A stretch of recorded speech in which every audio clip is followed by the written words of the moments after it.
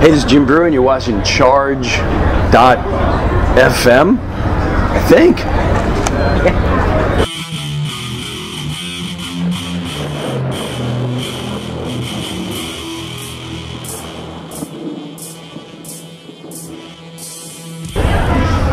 Oh God, I would absolutely be in Motorhead.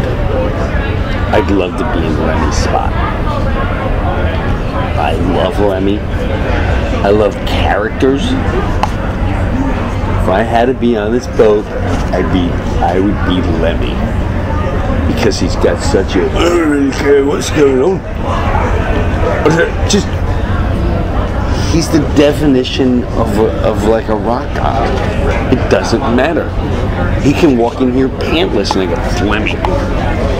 It's Lemmy.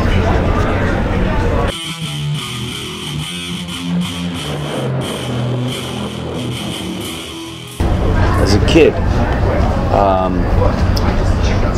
early 80s, it was Judas Priest.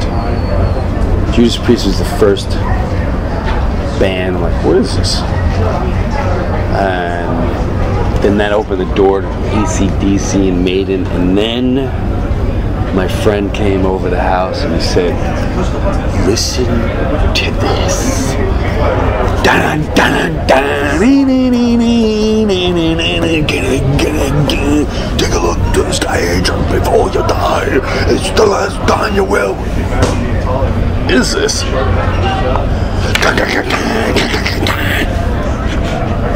Never turned back.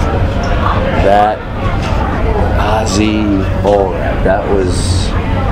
So it started as a young kid, probably 82-ish, 1980, somewhere around there.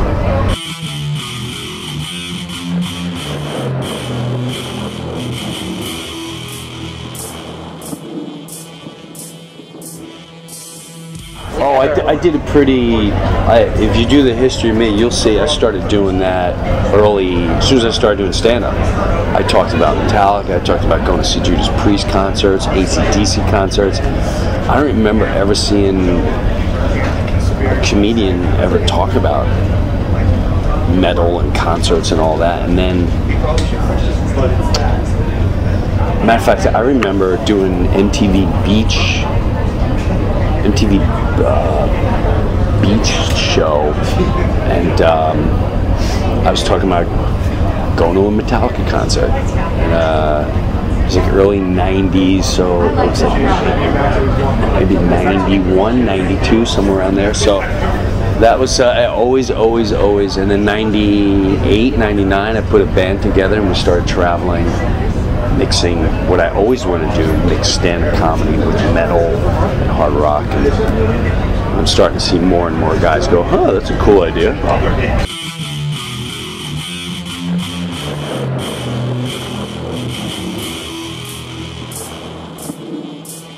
I got into Pantera after kind of their legacy, and the thing, what they did for me was, I had a nephew who went to prison, and when he got out of prison, I decided to take him in for a while and try to, you know, bring him back to society and all that. And we went on a 6-week tour with the band, stand-up comedy and the band thing. It was early 90s. And every night in the back of the bus, all I remember is, respect. And I learned, he would go through every Pantera song, and I realized Pantera is what kept him alive and kept him sane while he was in prison. And I learned a lot of stories just from watching him, and the stories that would spark from each individual song. So that's when I started, like, let me check out this Pantera, because I saw the way it affected him.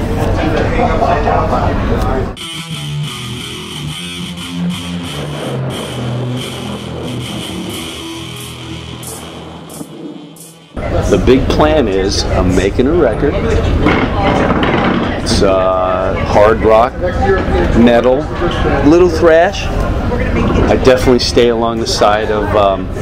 See, this is it's. I won't say it's character driven, but it's definitely.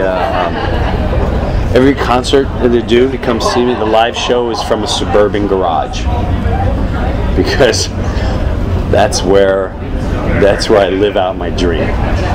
Headphones, glasses, waiting for my wife and kids to get home. I have a list of things to do, and before they get home, I'm giving my concert. That's my therapy. So that is the concept.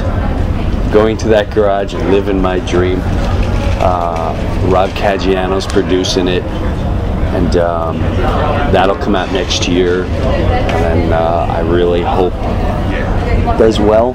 We'll see what people think of it. And my end goal is I get to do a stand-up tour and the rock tour. And the rock thing, I want to bring it back to the 80s too, where there were great visuals.